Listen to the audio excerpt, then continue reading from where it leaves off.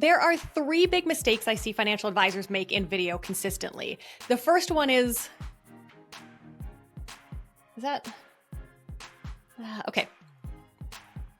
The first one is really around audio. You'd think it's video, but really the most important thing is around audio. And my top recommended microphone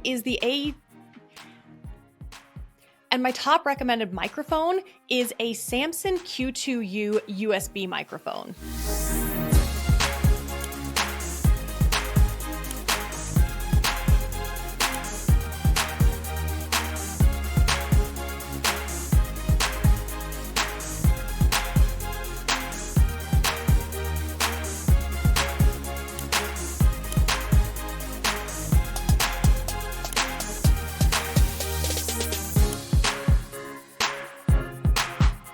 There are three big mistakes I see financial advisors make in video consistently.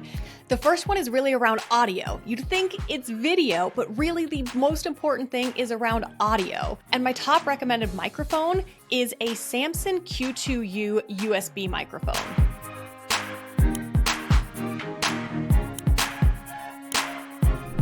There are three big mistakes I see financial advisors make in video consistently.